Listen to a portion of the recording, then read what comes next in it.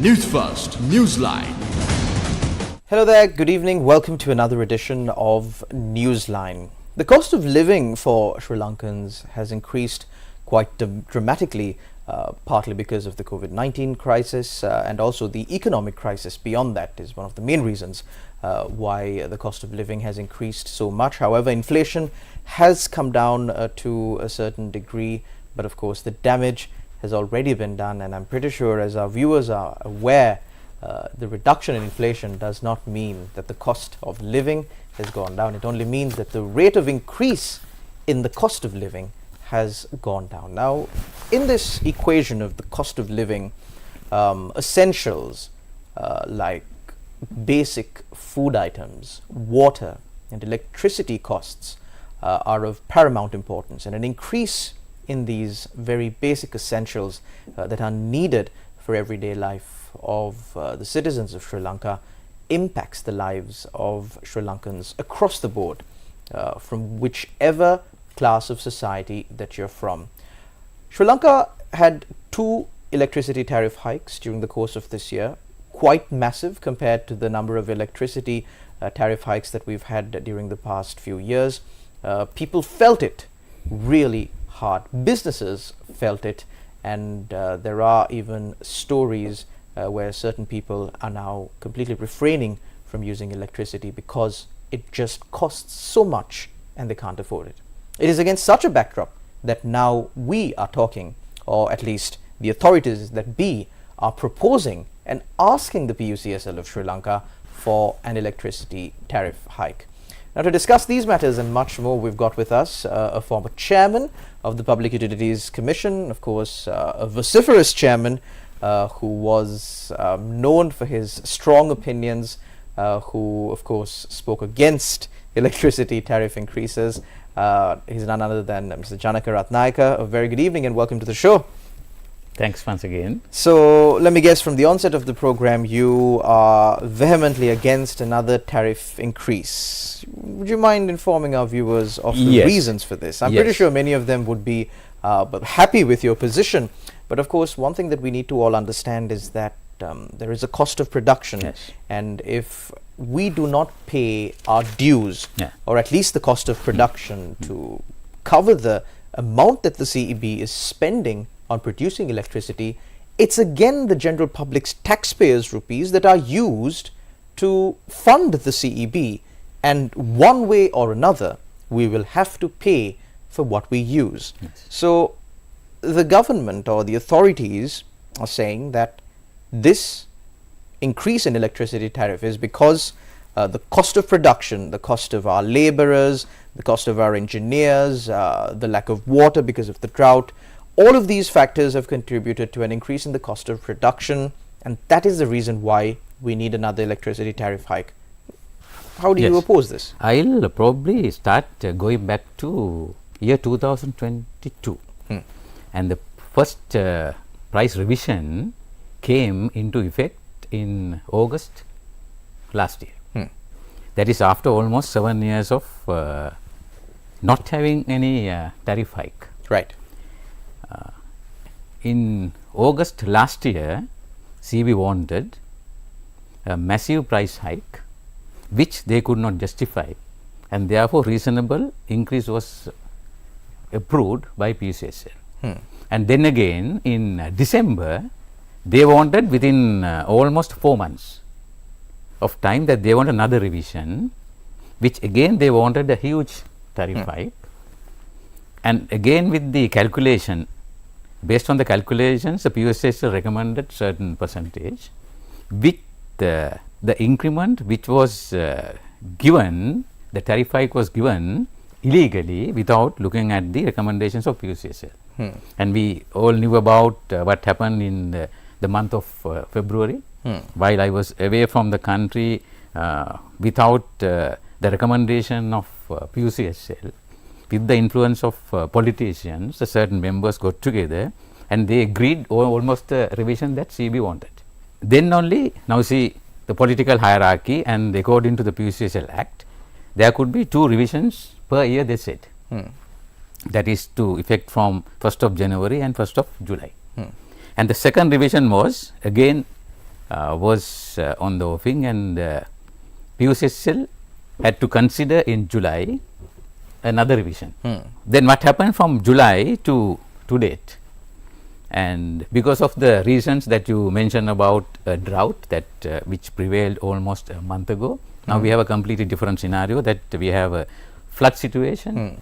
And during this month of, I think, September, CB incurred certain losses. But if you look at month of August, CB made a 20 billion profit. Now the month of August, due to the scarcity of generation of electricity by water, they have said that they have made a loss of around 30 billion. And if you look at the cost, now see, if you look at the cost of generating the electricity is ranging from 2 rupees to 90 rupees depending on the source. So if you if you use the hydropower, it will cost you around less than 3 rupees to generate. Now this year what they say is, because of the drought situation, the generation what they expected of around 5,000 gigawatt hours had come down to 3,500. So to cover the losses, that they have used thermal powers. And again, if you look at thermal, I think the 2 out of 3 generation plants at Norachole is out of order. And therefore they need to use the other thermal sources using furnace oil, diesel and petrol. Diesel, not petrol.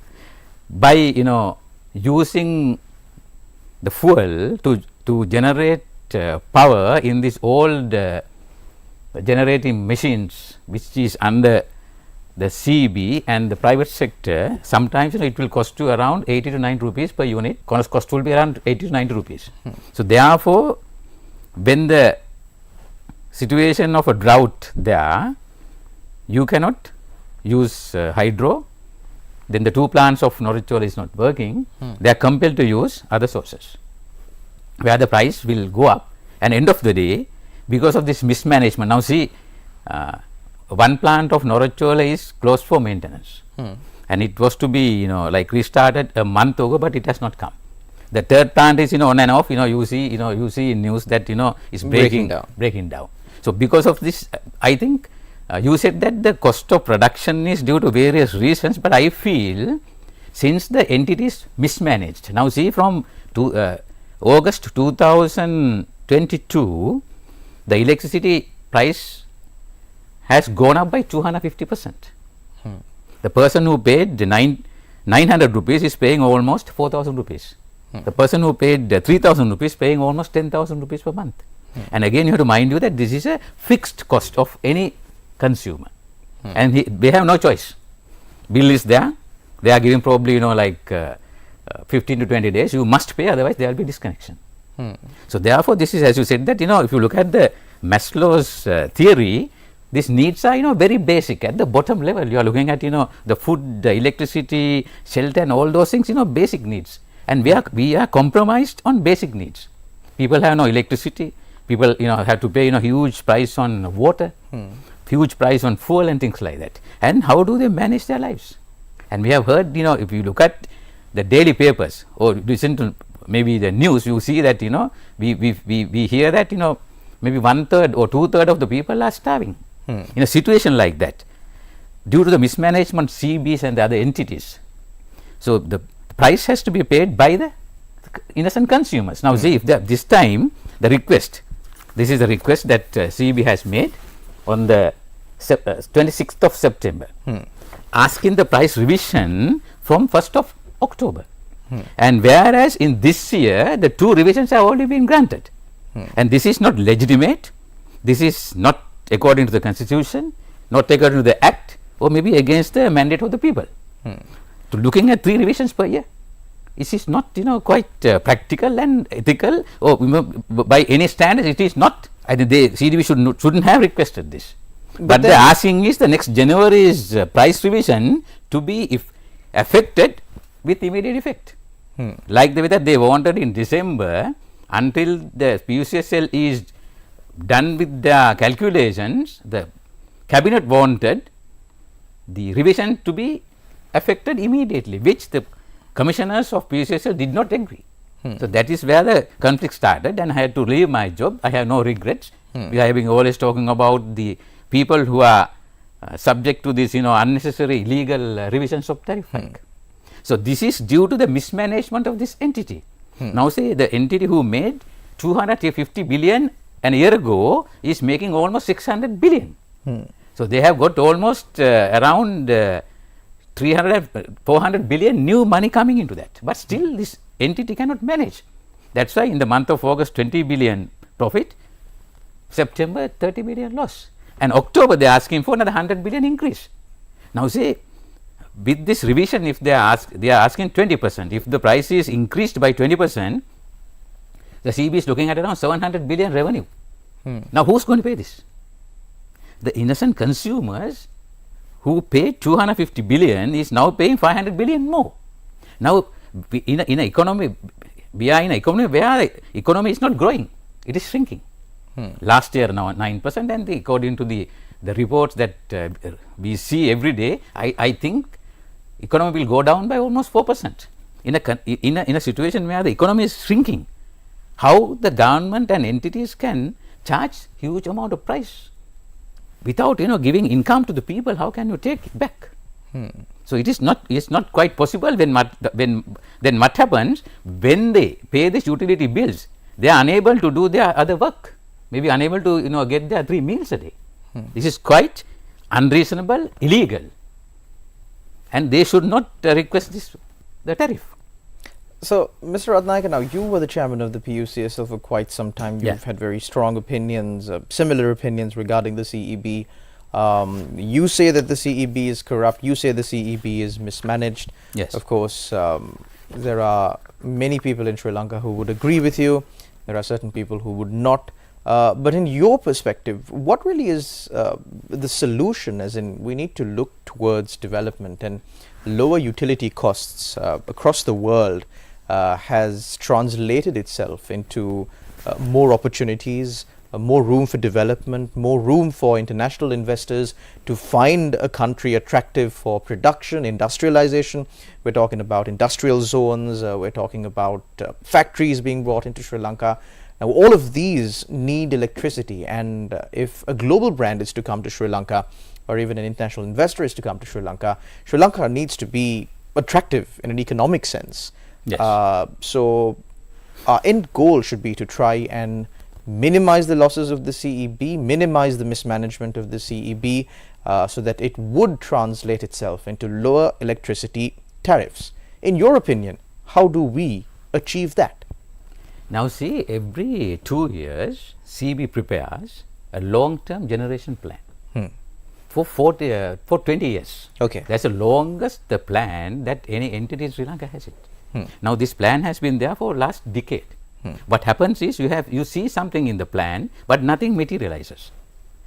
Since 2014 until today, except 200 or 300 megawatts of power plants, there were not much of plants were established due to many reasons, especially the involvement of corrupt, ignorant politicians. What happened to the fourth plant of Norachole, the coal plant? The president who were expelled by the people decided that to stop, but the fourth plant of Norachole maybe within 1 or 2 days. The previous president, due to certain influences from certain countries, stopped another big plant. These politicians who are ignorant and not having economic sense, they take decisions where we are facing a issue today using this. Now see, certain plants, I told you that more than 30 years old and their lifetime is gone. Certain CB plants which they are probably getting from the private sector, they are too old to produce electricity. And sometimes I told you a unit will cost you around 70 to 80 rupees when they use furnace oil and diesel. So the fact that, are you saying that the fact that the power plants are old means that it costs more to produce? Yes, the efficiency has gone. Okay. Because their lifetime is gone. And instead of getting into new projects and new plants, now say we are talking about renewable of 70% and 30%. Now renewable energy, we have many sources. We have hydro, we have enough sunlight, we have enough wind. To name, we have all the natural resources to produce enough power from these sources.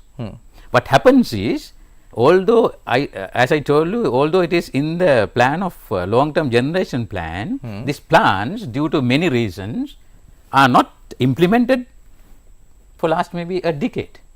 So therefore only that we are facing this. And say when the one plant of Norachol is broken down, we need to use other thermal sources. Since we need to manage our hydropower for agriculture and other drinking and power generation, we need to use these old plants from the private sector where there is a high cost. Now the high cost has to be passed on to the consumer, innocent consumers. Now they say it's a cost recovery. But if you look at the losses that they have made in CV for last maybe a decade, is certain running out to billions. Now when they are trying to recover those, again the innocent consumers have to pay. Now see, if you look at this request that they have made a few days back, they are looking at the lowest level of consumers who are using 0 to 30 units. That means maybe 1 or 2 bulbs at home, and who are at the lowest level of their economies, grassroots level, they are looking at 80% increase on their rate from 10 rupees to 18 rupees. And you have around 1.5 million consumers who are using less than 30. Now from 30 to 60, they are looking at around 32% increment. Can these people who are unable to find their day-to-day life living pay this? It is not possible. And there's another point here. Now you look at the increment that they are asking for from this latest request. They are looking at the industries and the tourism sector of almost more than 40% increase. Can these industries survive in this situation? We were talking about now say you were talking about inflation. Now if you look at last 2 months, we are looking at deflation. Deflation means we are heading for a huge economic crisis. Now the best example for this is just before the World War II, the entire world had a recession and economies are running into deflation. Deflation is worse than inflation. When there is a deflation, this aggregated demand has come down. So people cannot buy because there's they don't have buying power. Surplus the product and no demand. So it is more worse. The deflation is more worse and not good for the economy than a reasonable inflation. So we need to maintain the inflation maybe between 5 to 8%, to have a healthy growth. But we are going against all this, the economic parameters, and we talk rubbish over here. Politicians do not understand this. They are ignorant. Speaking on the specific subject of electricity tariffs, with the reforms that are at least proposed by the Minister of Energy and of course the Cabinet as a whole, you might be privy to much more information than the general public is.